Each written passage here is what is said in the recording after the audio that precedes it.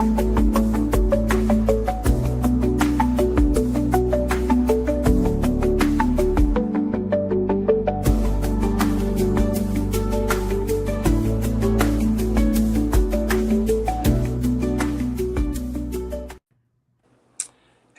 it's Kevin Petersen at Family Matters. What's up, Jay? How you doing? We had some technical production issues, mainly on one end of the two cameras, but we won't say which one. But I don't know what you're talking about. Yeah, well, so much for team mentality here, throw me under the bus. But anyway, we do this every Thursday to the best of our ability. Kevin Petersen, the Family Whisperer, Family Matters with Kevin Petersen. How are you? I am super good, my friend. How are you? I think I'm really good. I had a good Easter. Did you have a good Easter? Yeah, well, I was flying back from Colorado, so on Easter. No, on Easter. It's really funny. My wife cracks up. She's like, every year you find a way to be traveling on Easter. I was like, well, thank God we don't have kids. So yeah. Wow. Yeah. Well, good. It's the blessings of long-term recovery. Got to hang out with my oldest brother and his family and spoiled nephews, but great Easter. I was down on the coast, so I ate a lot of seafood, which is always good. So down Orange Beach? I was. So shocked I'm not still there, but I got a cat. I can't travel, so I got to come and I can't stay away too long or else he goes insane. So anyway, we do this every week, like I said, to the best of our ability. We answer your questions. The ultimate goal is to stump or make Kevin speechless. We have not done that so far.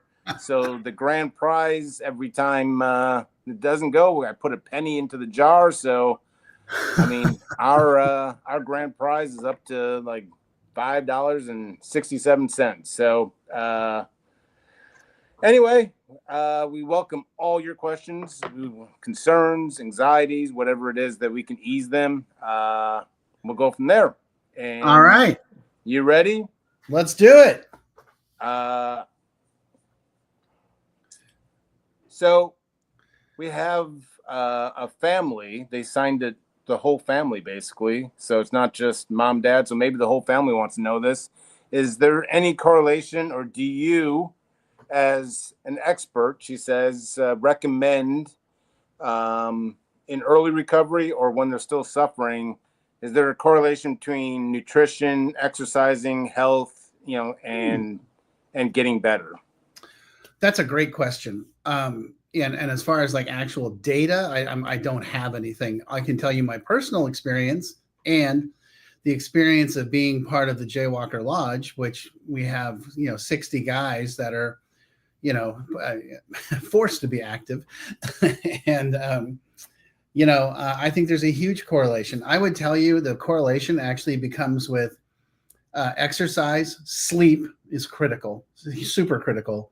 Nutrition, and then meditation, and then, therapy and hygiene also, so yes, I mean, from what I've seen in my personal experience, absolutely no questions asked.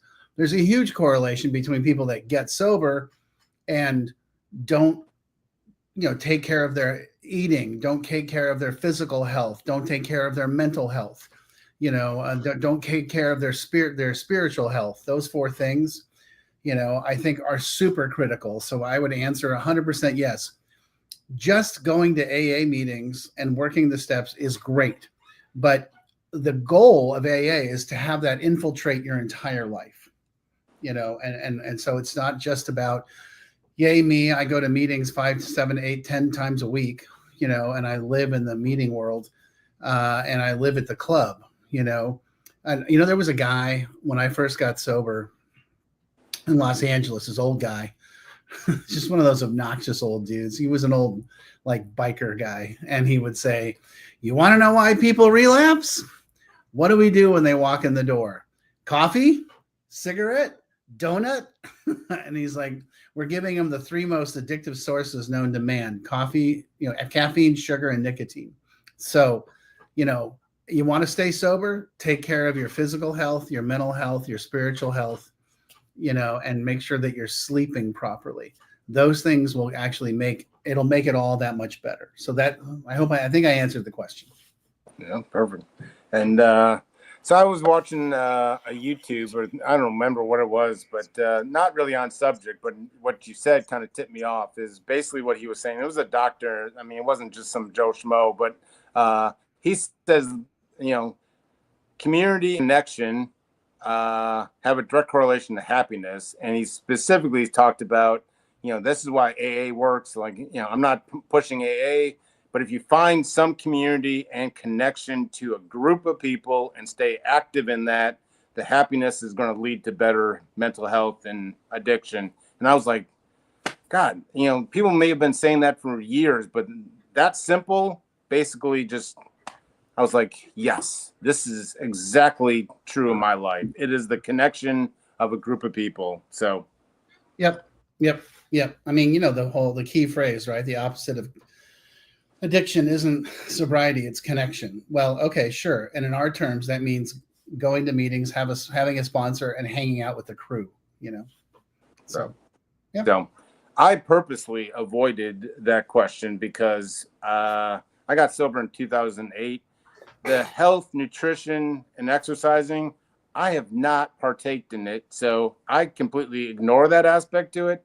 I will say I'm getting more and more research, like I always do, and I never want to pull the trigger, but I'm seeing so much of gut health and metabolic health and exercising and happiness, and all these lead directly to better mental health. So I love the question. I just avoided it for a reason, because I've avoided it for far too long. So, another thing I would say is that one time I was hanging out in LA with Dr. Kevin McCauley. Oh yeah, from Pleasure Unwoven, just a great guy. And he had a really interesting thing. He's like, when he was running his own place in Utah, he was like, we actually had data. We did the crunch the numbers data that if we could get somebody to quit smoking at the same time they quit drinking and doing drugs, though that pool had a higher rate of getting to a year sober than the ones that didn't. And he's like, the problem is we end up spending all our time chasing the smoking and not dealing with the the addiction and the mental health pieces. And we just had to give it up eventually. So doesn't sugar hit the same part of the brain as kind of like cocaine or something? Well, it's all dopamine. I mean, absolutely, no questions asked. It goes after the entire thing, and so does sex, and so it's like, sure, it's all the pleasure seeking stuff. So, yep. Yeah, that's what people told me, because they knew that cocaine would get my attention. So they're saying sugar is the same as cocaine. And I was like, wait, what? What? It looks the same. Yeah. I mean, so anyway, so it's all dopamine. So what Kevin was saying, it was like, Jay, that's dropping the bucket. Everything correlates. But it was my way. It was their way of getting my attention, which worked, obviously. So, sure. So this mom says, I basically know the answer to this question, but is addiction really a disease or just an excuse? I say that by saying my son has for years used addiction as an excuse to stay sick. Okay. So the answer kind of wrapped both in there. I like this. I know. That was a great one, man. That's fantastic. So, okay. Two questions there, or two concepts there. Is addiction a disease? Absolutely, 100%, no questions asked. Read Dopamine Nation, and you will see exactly what we're talking about. You can watch Pleasure Unwoven. You can watch John Kelly's videos from Harvard, and they are much smarter than me, and have a much better concept. Let me tell you something. I flunked every science class I ever took except one, and that was oceanography, and that was because a friend of mine's dad taught it at summer school. So, that was the only reason I did well. So the second half of the question, or the second question is, my son uses it as an excuse. Okay, that's poppycock, Boulder Dash, and that's hoo-ha. That's nonsense. Okay, using a disease or even using your mental illness as an excuse for not being able to get better and recover is a load of nonsense. I mean, you and I are a testament to two guys that are in recovery, and let's be honest, we probably have some stuff also aside from drug and alcohol. We have some stuff, whether it's trauma or whatever. But the thing is, right? We deal with it, and there was a great Will Smith social media post years ago where he said, "It's not your fault that you're an addict or things happened to you when you were a child, but it is your responsibility to deal with it." And that's exactly where I live. It's your responsibility when you acknowledge and understand that you have addiction or mental illness or struggling with XYZ. It is your responsibility to deal with that. Diabetes, whatever. It is your job to address that situation and make sure you're doing better. You don't get to use that as your trump card or your Uno, push it back card. It's no. And now that we know it's your situation, great. Let's get on the train. Yeah. By the way, same goes for mom. She doesn't get to use her son's behavior as an excuse. She also has to address her stuff. She has to look at her codependency. She has to look at what she's enabling, what she's willing to tolerate. Okay, so his behavior sucks. 100% agree with you. No questions asked.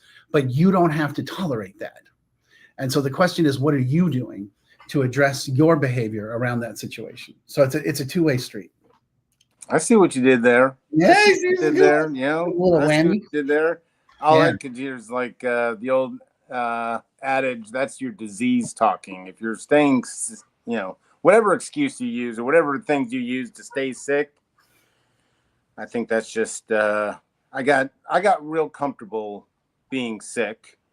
And then when people would say like get better, I'd be like, no, I'm pretty comfortable, and but yeah, it's no one wants you to stay sick. So right. And then when you get on the other side, you're going to realize, man, I should have done this. So much earlier. Our last question just warms my heart because that means people are actually like listening to us, or mainly it's you probably. But anyway, Kevin and Jay, I hear you often say, talking particular treatment centers, but you ultimately say there's some good treatment centers and there's some really bad, like ones you don't use, let's just say. Are treatment centers genuinely effective, or are they just expensive to detox? And how do we, the common Joe, know what are good treatments and what's bad treatment centers to go to, and what makes the difference? And there's a long question. Sure. But yeah, basically what makes a good treatment center? So how can families kind of dive into a little more to make it see if it's a good treatment center? Well, I'm glad you asked that question, Jay, because it turns out I wrote a book. And it's called Chronic Hope: Families in Addiction. And in that book, there's a chapter called How to Pick a Treatment Center. And that's the name of the chapter? That's the name of the chapter, man. My brother, it's the name of the chapter. Who would have thought, right? I mean, wow. I'd still not be able to find that. But anyway, I like how you labeled your chapters. Well, I tried. I really tried. They're J-proof. I like it. Well, and the goal there is for someone who has absolutely, these are great questions, by the way, for someone who has absolutely no experience, no idea, no understanding, to walk into the environment. Because what's the first thing they do? Well, the second thing they do, the first thing they do is Google, which is a huge mistake because you're just going to get all the nonsense thrown at you, that the people that pay for that. The second thing they do is they call their insurance company. Also not a great choice, because the insurance company is really just going to spit out on your zip code everything that's available. And you don't know if they're any good or not. I mean, you're going in blind. How do I know that this isn't the worst treatment center on the planet just because they take Cigna, So the breakdown of the questions that you want to go after are, first of all, you as the family, are you going to pay cash or insurance? And let's just be clear.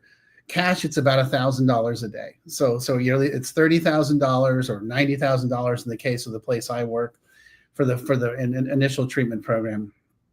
Now, if you have insurance, some of those insurance programs will eat the majority of that, depending on if the treatment center is in network. The key phrase there is in network. You can go on every single website for every single treatment program, and they all say the same thing. We accept insurance. That doesn't mean crap.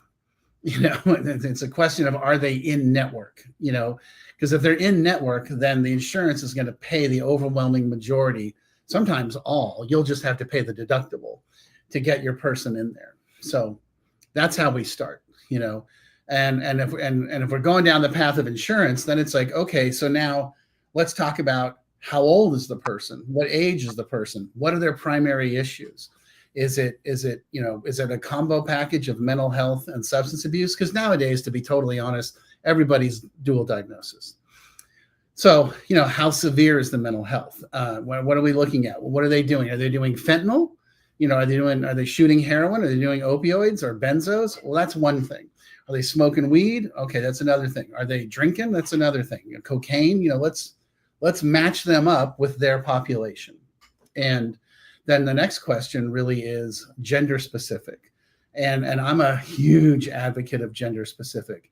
It removes the distractions and it keeps people focused on themselves.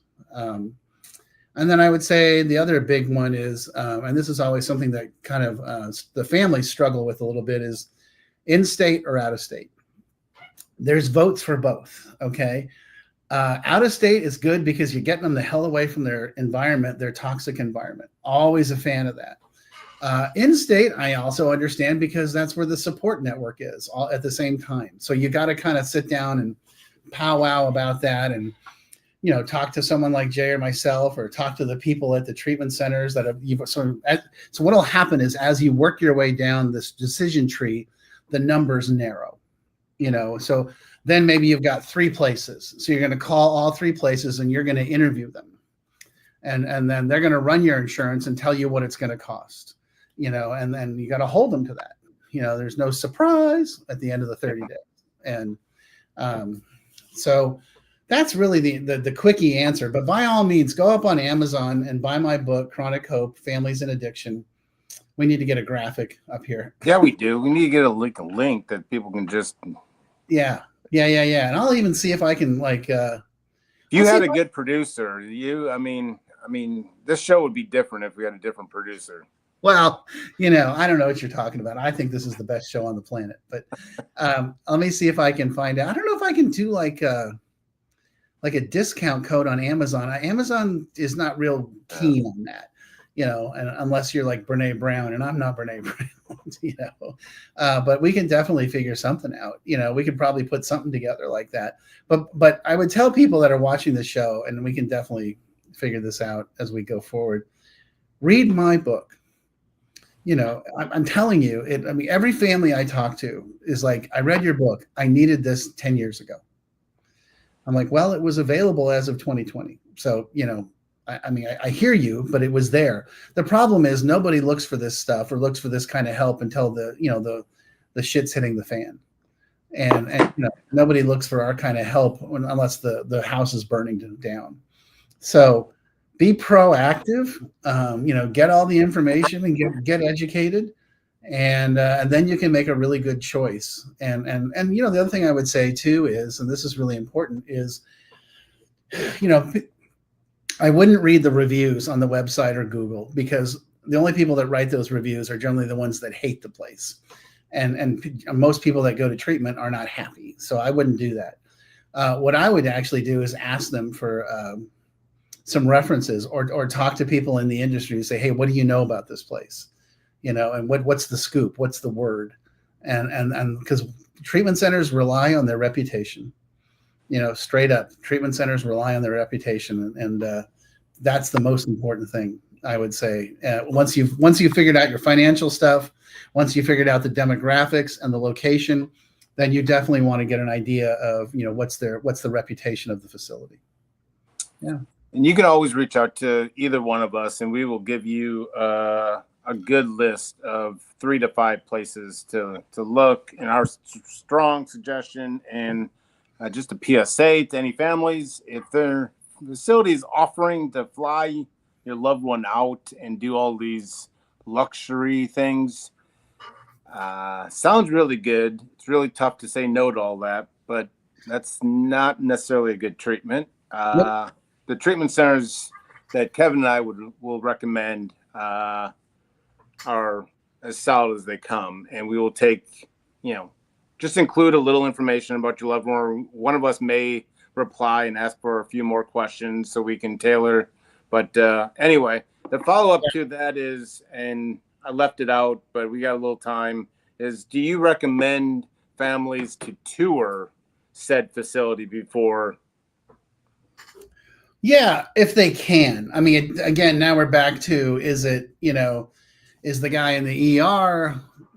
Is he in a detox facility? Is he flunking out of another treatment program? Et cetera, et cetera, et cetera. If you have that luxury, by all means, and the treatment centers love having people come visit and show off, so I would say that's a perfect world. We don't live in a perfect world, and so sometimes it's kind of a bit of a challenge because you're kind of, like I said, every family I talk to is like, God, I read your book. This was, I needed this 10 years ago. I'm like, yeah, so it was there. But the thing is, you're only going to look for someone like me when the world's coming apart at the seams, and they're like, yeah, that's true. And I said, so a lot of times people wait till all hell's breaking loose. And then they're like, oh, we got to come up with a decision. And that's where you want someone like you or me that's like, okay, let's all take a deep breath. This literally just happened with an old friend of mine who called me up, a girl I grew up with, and said, hey, my son in Denver is having a problem. And I was like, oh, okay, cool. And she's like, and I called the insurance company. I'm like, stop, just stop, and she's like, and they gave me all the, I'm like, no. And she goes, well, that's why I'm calling you, because I know you're an expert in this world. And we whittled it down to a place in Los Angeles. And, he arrived there yesterday. So, all things are better. So it's, but you need someone who's a guide to walk you through the process. Yeah. I was thinking, when you were saying that, like, I wonder if there's any group of addicted families or any group that has ever done like kind of a book club for your book. I mean, I think how powerful that would be to get a group and then read your book and talk about your book and maybe even bring their own life experiences. If you have like a group, everyone knows someone that's going through in different levels of addiction.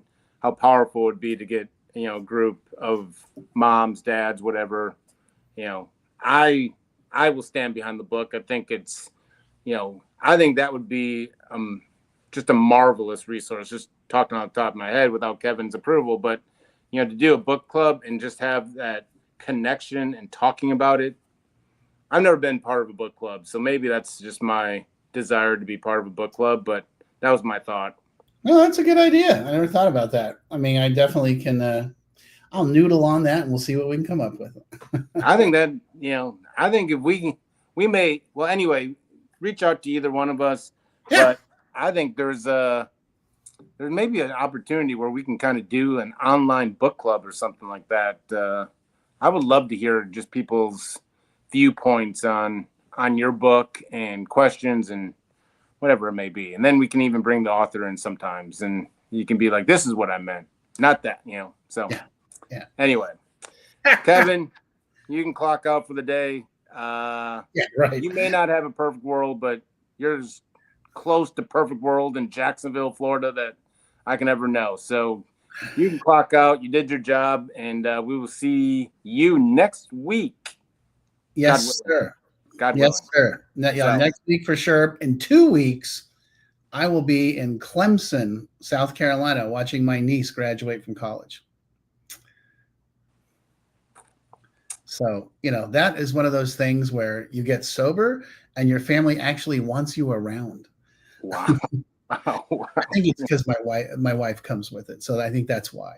I'm just like, oh yeah, he has to come. But if we can get Amy, we're all good. So then you get sober and you spoil your nieces and nephews so much that people have to step in and be like, Jay, tone it down.